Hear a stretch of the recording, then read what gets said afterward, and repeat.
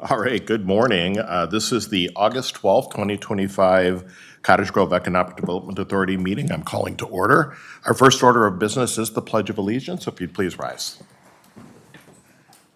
I pledge allegiance to the flag of the United States of America and to the republic for which it stands, one nation, under God, indivisible, with liberty and justice for all. Will Jamie please do the roll? EDA President Bailey. Here? EDA Vice President Olson. Here. EDA Member John Baptiste. Here. EDA Member Kambata. Here. EDA Member Latak. Here. EDA Member Scott. EDA Member Cgeda. All right, thank you. So the next item on our agenda is number 4 is approval of the minutes. We do have the minutes from 6/7/2025 EDA minutes. If there's no changes or corrections, I will Move to approve. All right, we got a motion by EDA Vice President Olson, second by EDA Member Kambata. Any other discussion? Seeing none, all those in favor signify by saying aye. Aye. Aye. Opposed? Motion carries. Number 5 is business items. The first one is our economic development update, and we're honored this morning to have Administrator Levitt here with us today. Well, thank you, Mayor and members of the EDA. I'm always excited to talk about economic development activity, and then you'll also see that some of my excitement about engineering construction projects maybe comes through as well. So we will start with the Federal Reserve Bank's beige book, just giving a little bit of an update in regards to what they're seeing in the economy today. The economic activity was flat since the previous report. Wage growth was moderate overall with some signs of slowing. Prices increased modestly overall with greater pressure among manufacturers. Consumer spending was slightly lower since the last report. Tourism activity has increased, which is obviously positive, and positive, I think, for our community as well. We think about our lodging tax and our CVB. Construction activity was modestly lower, driven by a decline in active residential projects and a slow in that replenishing of the backlogs. I would say that's probably not as true for our community because we have not seen a slowing of the single-family housing market or multifamily. So in our side of things, the construction activity is very steady. And then the commercial real estate was flat overall. But I would say, based upon the inquiries that we're getting from brokers right now, I'm starting to see that there is a more upward trend in activity in that area. So hopefully that's positive for us. Gerber Collision, as you guys have probably been seeing, is kind of wrapping up their landscaping and getting their stuff ready to open, so we'll keep you updated of when a ribbon cutting will be coming. It was nice to see all their landscaping in and getting the site cleaned up, and exciting to see that project move forward. Park High School, as you've been driving down 80th Street, you've probably seen all the different activity with the parking lot renovations, the new access to the high school. You're seeing a lot of footing and foundation work. Interior-wise, the modification to the shop and the science room is ongoing. In meeting with the school district on Friday, they get nervous, but in the grand scheme of things, they only have still a third of construction left to go before it opens. So they're not nervous. I personally look at the pictures and I'm nervous that the science room is not going to be ready in the shop, but they're very confident that things will be functional with their Kraus Anderson construction manager at the helm. So things are progressing there. Oltman Middle School, the foundation work is nearing completion. The interior block walls will be starting for the cafeteria soon, and so that you'll start seeing that activity on the front of the building more prominently.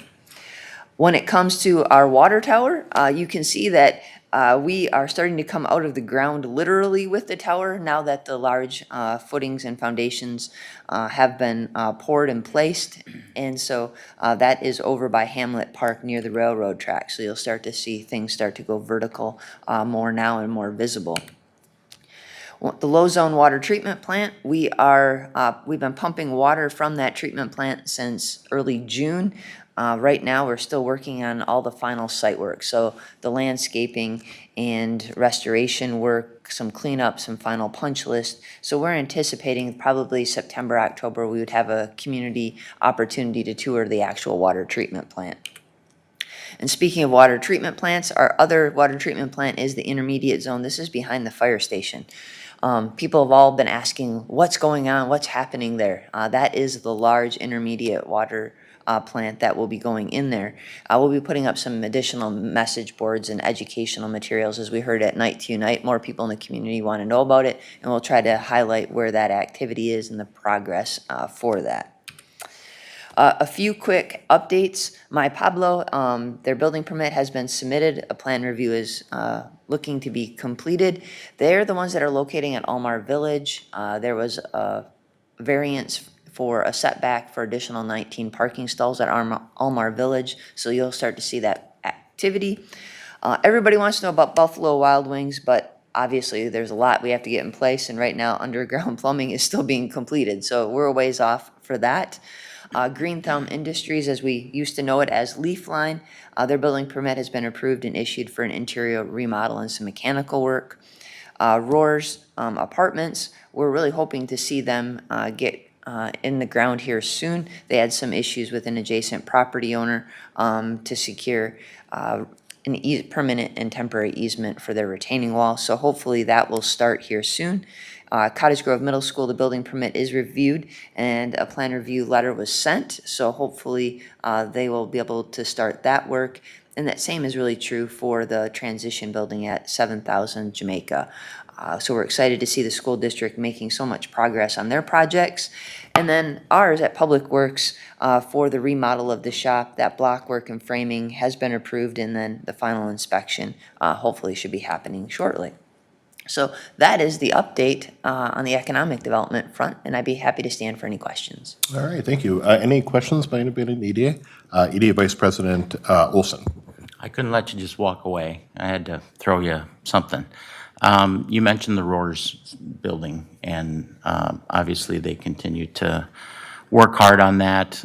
There was another potential apartment complex that was kind of looking at some land in that same general vicinity over near Coles. Have we heard any more from them? Mayor and members of the EDA, that was Yellow Tree, and right now they've kind of gone radio silent on us, because you're absolutely right, council member. They came before us, made a proposal, we approved some business subsidy, and they have not returned to us. So we will keep you posted if we get any more communication from them. Thank you. All right, any other questions? I do have a quick Yeah, question. Mr. John Baptiste. Yeah, so for the subsidies that we did approve, is there like a standing timeline on when they would need to respond by before we kind of take those funds away and maybe earmark them for a different project? Oh, absolutely. Usually we use 1 year as the guidepost for that termination. Sometimes if we know that there's going to be a delay, we would put a more time specific. It's if it's 18 months or 24 months. But in this case, I believe it was 1 year. So they know that that clock is ticking. So that is an excellent reminder. Sounds good. Thank you. You got it, thank you.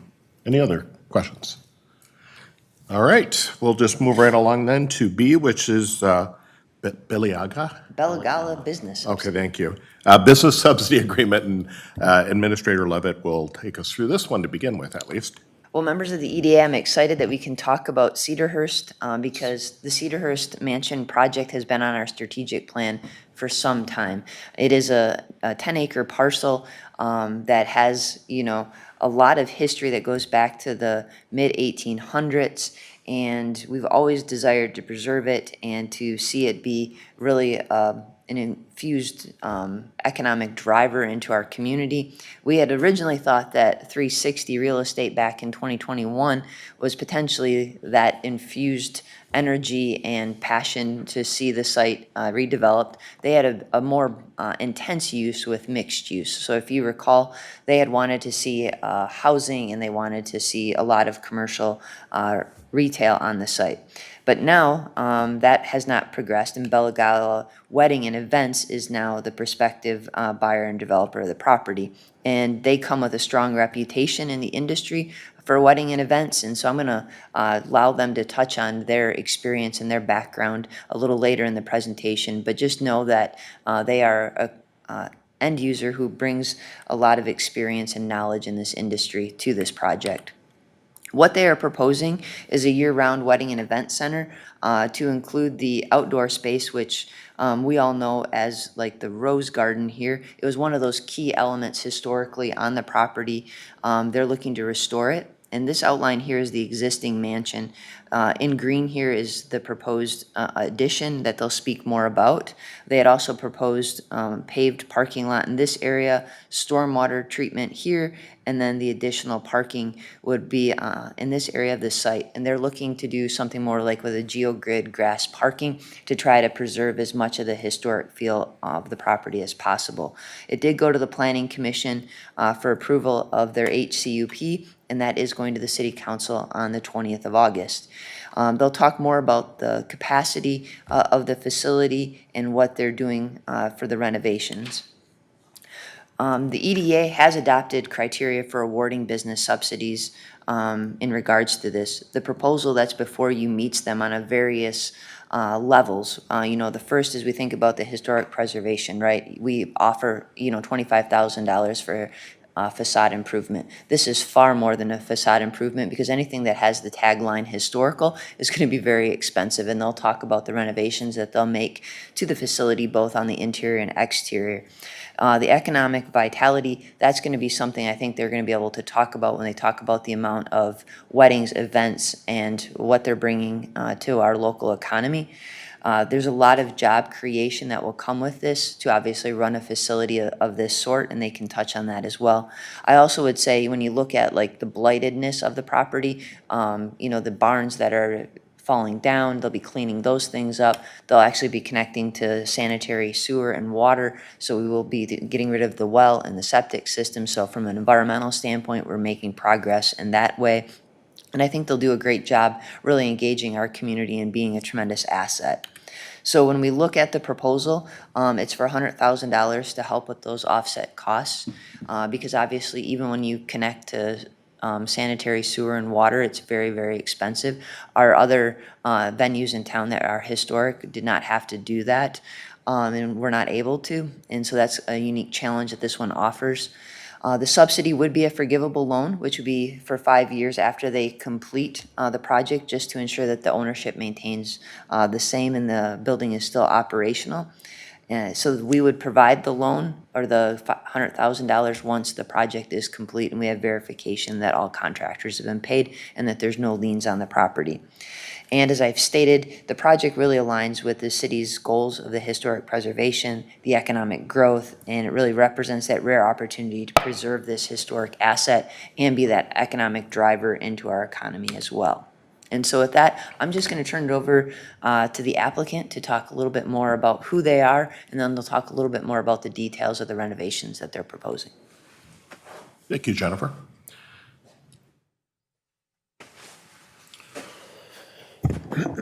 Thank you, Administrator Levitt, Mayor Bailey, President Bailey, sorry, It's all right. EDA members. Some of you have been through this already, but we'll give a brief presentation here. My name is Ben Wickstrom. I'm here on behalf of Bellagala, sort of the owner's rep for Mr. Tim George, the owner of the company.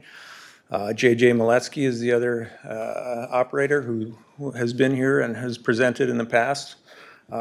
It's been a wonderful experience so far working with the city. We've had a workshop.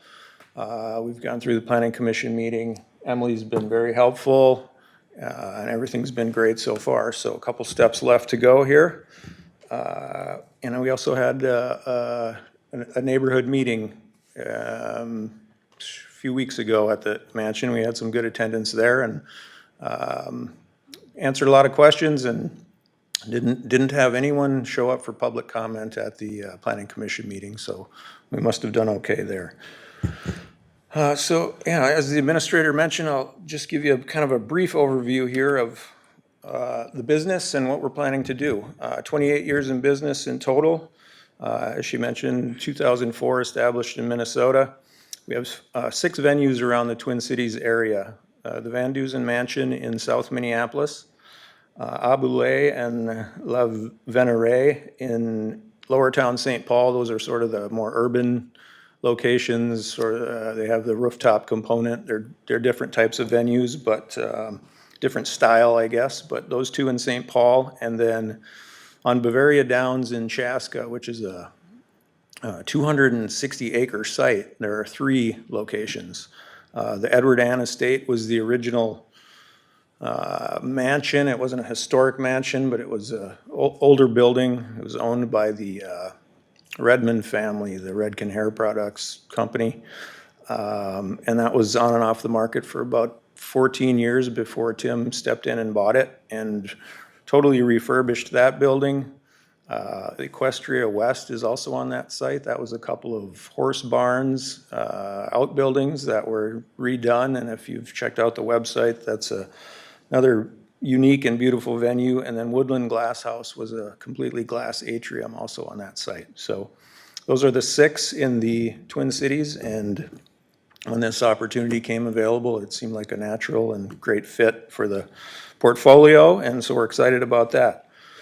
Bellagala offers anything from rental of the venues to full-service wedding, 6 different disciplines in there, DJs, catering, all that stuff. But it's a wedding planning service, and it offers each of these venues, and it's also a company that in total is in about a dozen other states. Goal is to host world-class events, of course. We've been recognized by a number of national publications and Good Morning America and all that. So it's a successful business and will be around for a long time.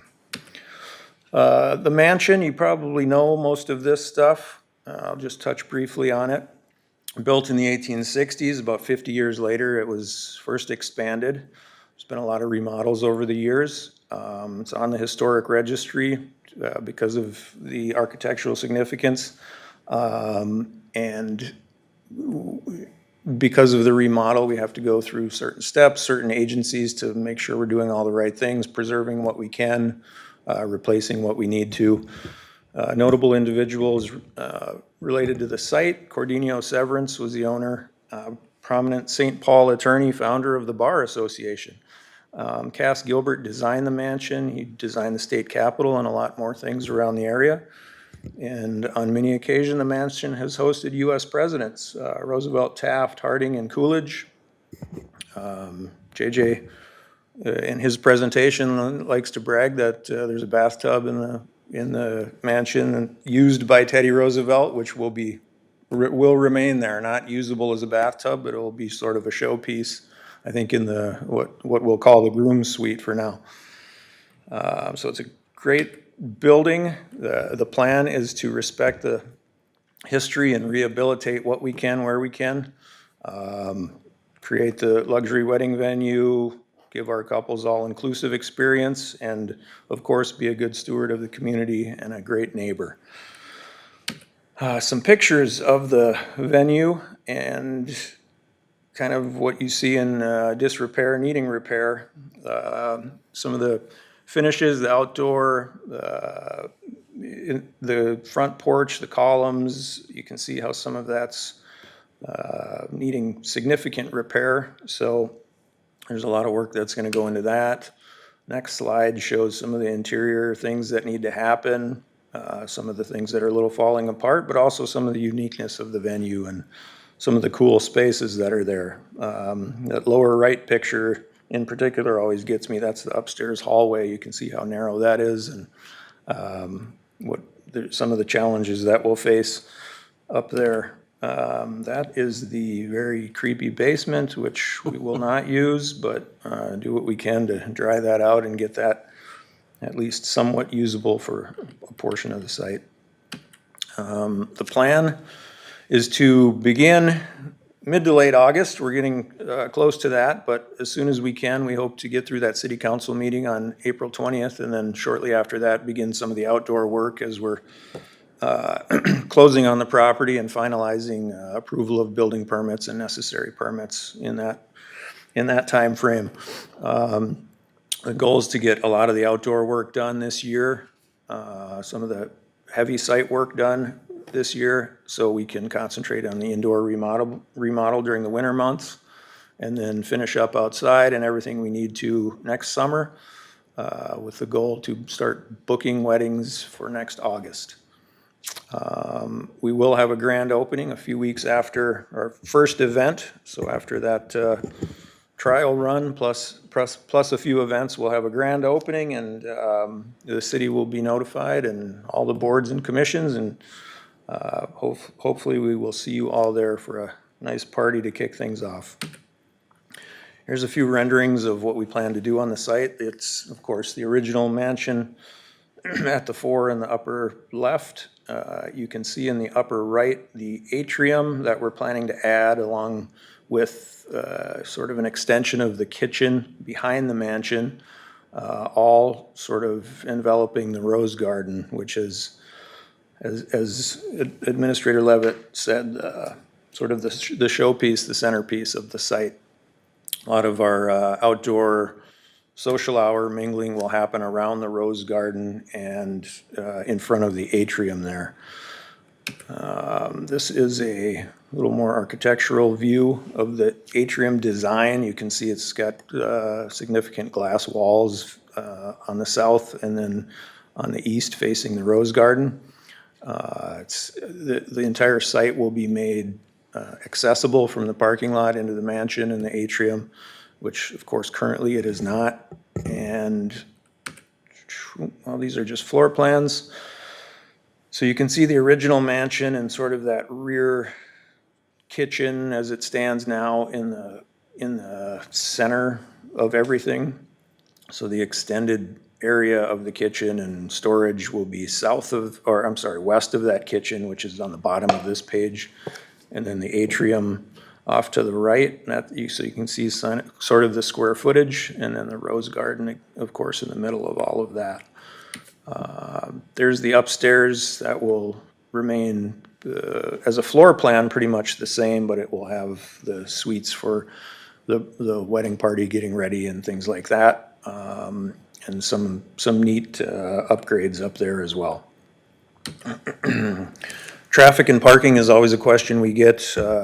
Controlled entry and exit is our plan. We've worked with the city and with the county on where to align that intersection, that entrance on the south edge of the site nearest our parking lot.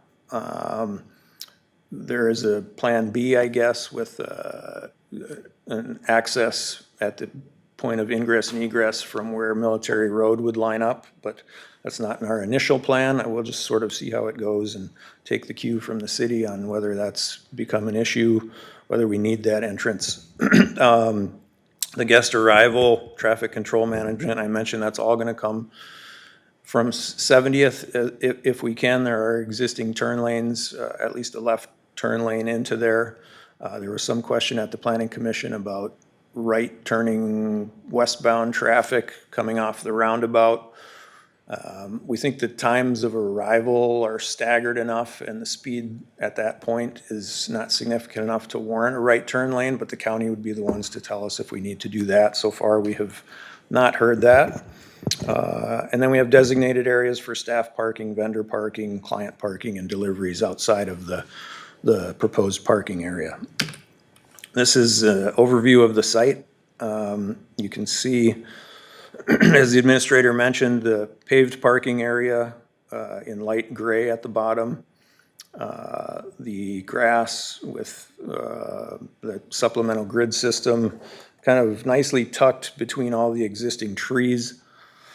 At the southeast corner of the site, some overflow parking off of the main drive aisle to the left, which is north of the, I'm not sure what we call it, carriage house, caretaker's house, something like that, which currently the plan is just to use those as sort of meeting space and offices generally, but no permanent employees or anything there on site.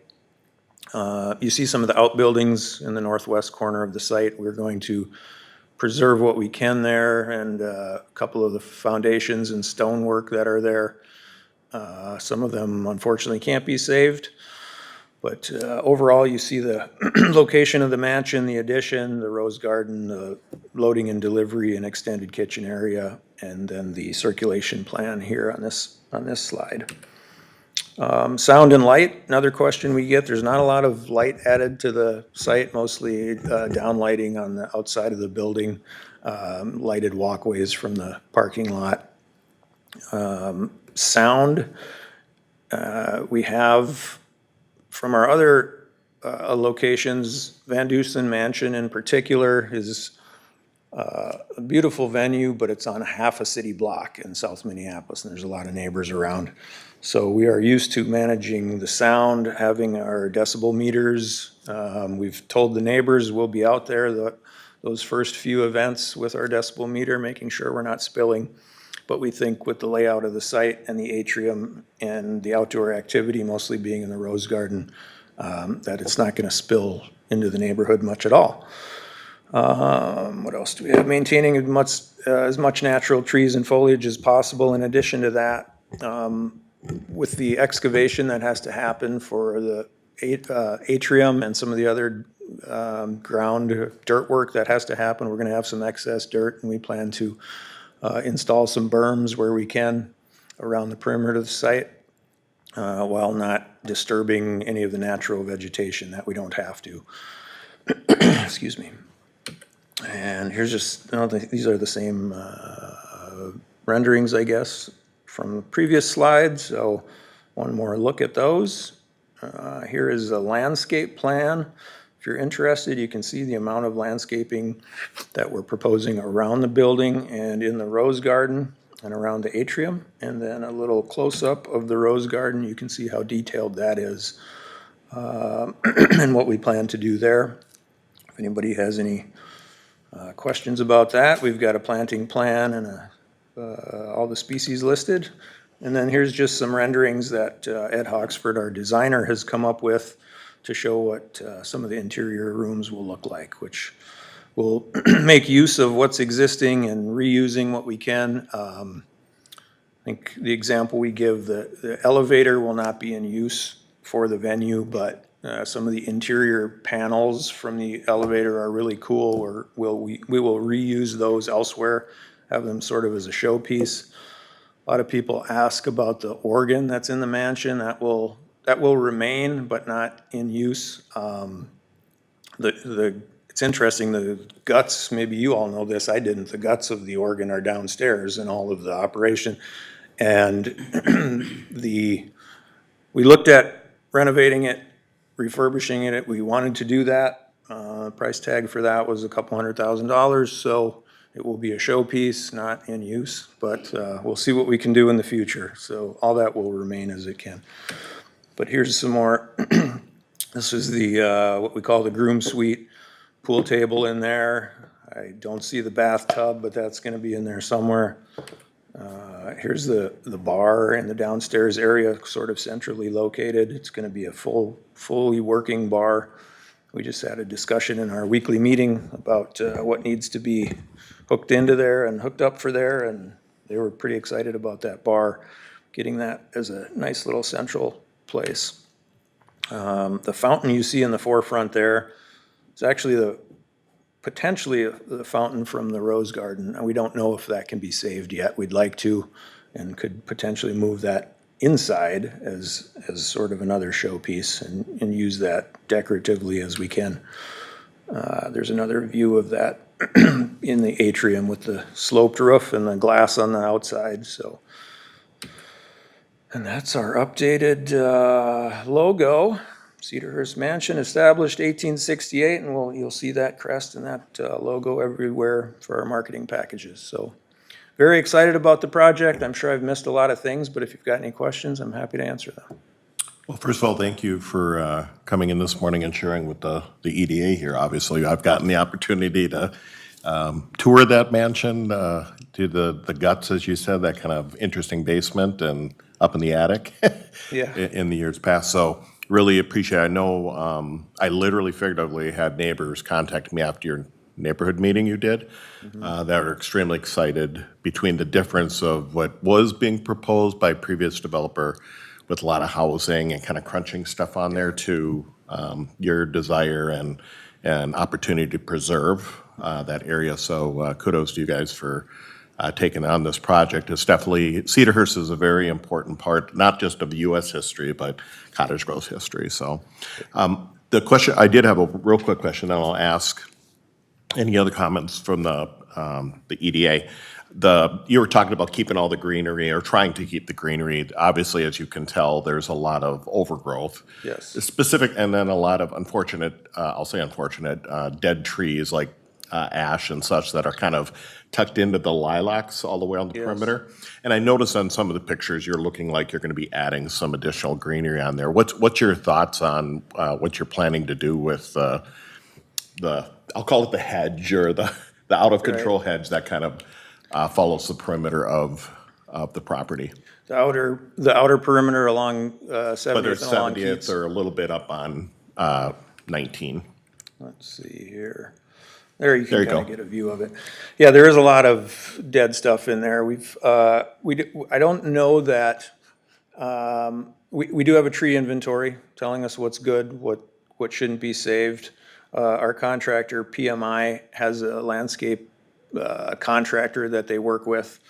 You can see on our landscape plan, we don't have the zoomed out version. We have plans to sort of supplement what's there where it gets too thinned out or is thinned out.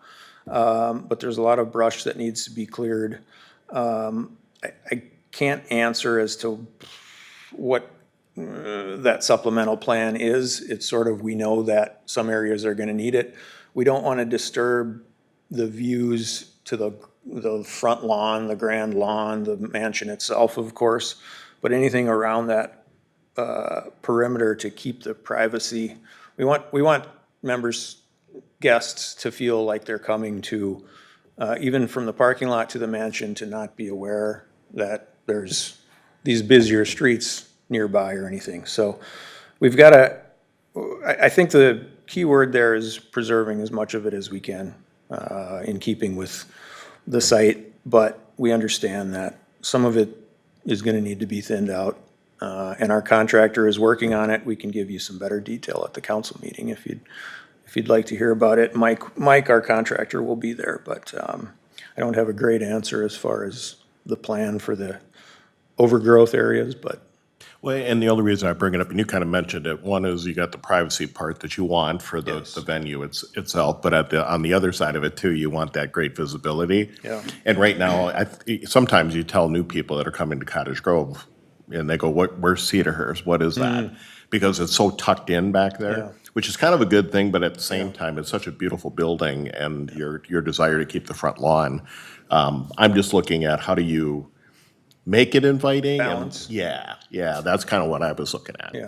Yeah, I think we'll find that right balance. I mean, obviously, we want that visibility and that wow factor for the mansion, and I think it's just sort of been allowed to go out of control. Yes. By this point. So we'll shape it up. If I can compare it to the Bavaria Downs site. When I first toured that site, I thought, this is gonna be quite a bit of work, and the mansion on that site, or the building on that site, it was overgrown. I mean, that Edward Ann estate has a sort of a curved, it's almost like a Keebler elf roof on that building, and there were trees growing over it and everything, and I thought, I wonder if they're gonna leave it natural, or if they want that as, even though it's a winding drive in there, they want that showpiece. But it is now, when you get to that site, and you get far enough on the property, it's really grabs you. So, same contractors, same designers working on that, so I think, as on this site. So I think we'll take that into consideration. Perfect, thank you. EDA Vice President Olson.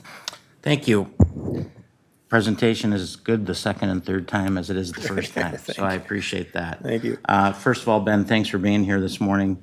I happen to be the liaison to the Planning Commission as well, so I was able to see the presentation in front of the Planning Commission, and I wanted to touch on a couple of the elements from that, which you did actually mention in your presentation. One of those, which is the access off of the roundabout. Yes. There were some questions about, the traffic stacking and Yep. how you're going to manage getting people into the facility without causing any sort of issues backing up onto that roundabout. And I thought you guys addressed it pretty well. You had mentioned you're going to have parking attendants who are going to be bringing people in and making sure that the flow of traffic goes well.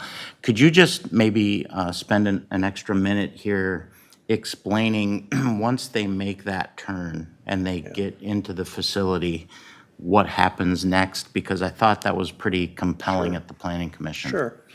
I will leave this slide up. So you can see that access. It'll be slightly realigned to be directly across from Jorgensen. Where Mi Pueblo is going in, right? So initially, we had an entrance to that parking lot. We wanted people into the site and to the parking area. Well, it was suggested, and we thought it was a good idea to move that. You can see the entrances to the north.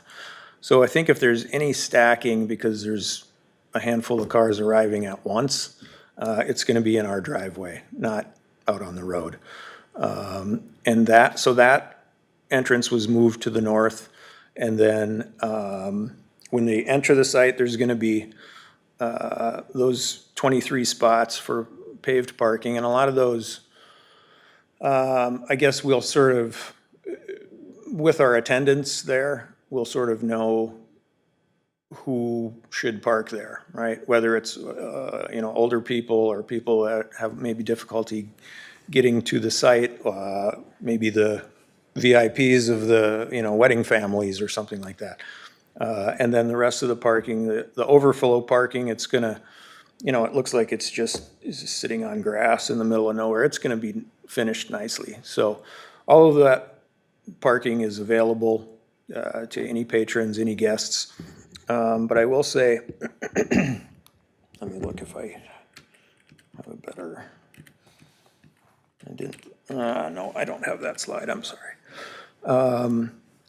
The one thing I'll say is if we know, being the wedding planners as well, we know the RSVPs, we know if it's gonna be attended by 70 people or our capacity of 190 people.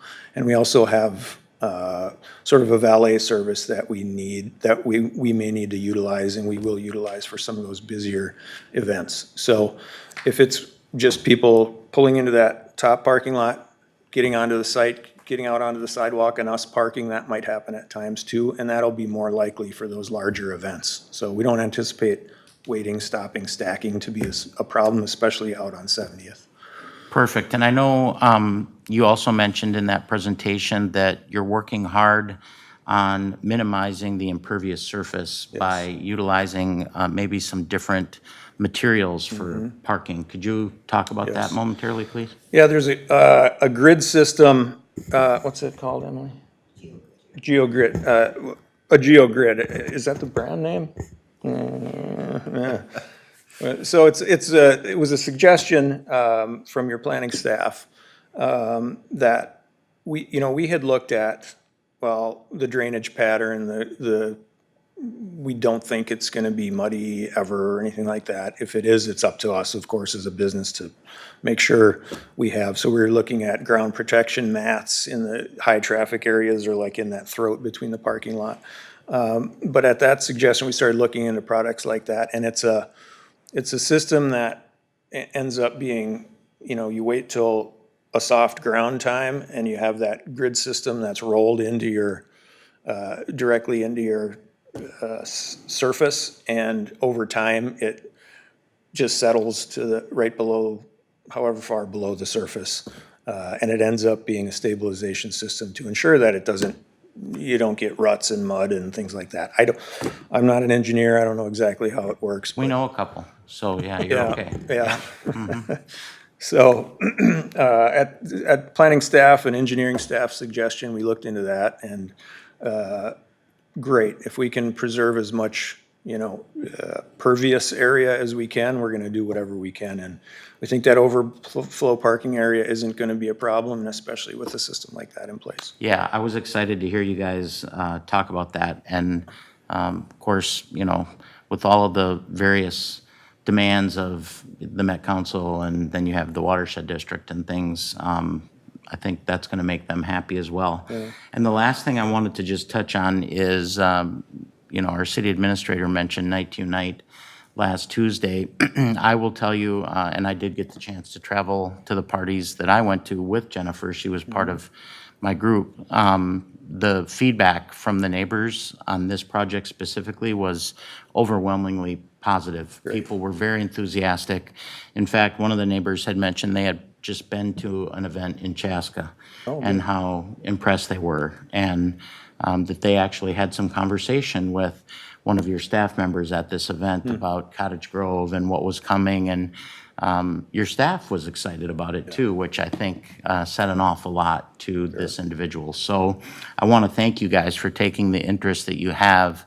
Hopefully, we'll be able to bring this thing to a head pretty quickly and get you moving on your construction plans and really, move this project along so that August 26th is a reality, because people are very, very enthusiastic about it. As the mayor mentioned, the idea of preserving this versus, really changing the overall character of it with the retail and the housing that was proposed by the previous developer, I think has people really fired up. So you guys are definitely tracking the right way. Keep moving forward. Thank you very much. Thank you. Great to hear.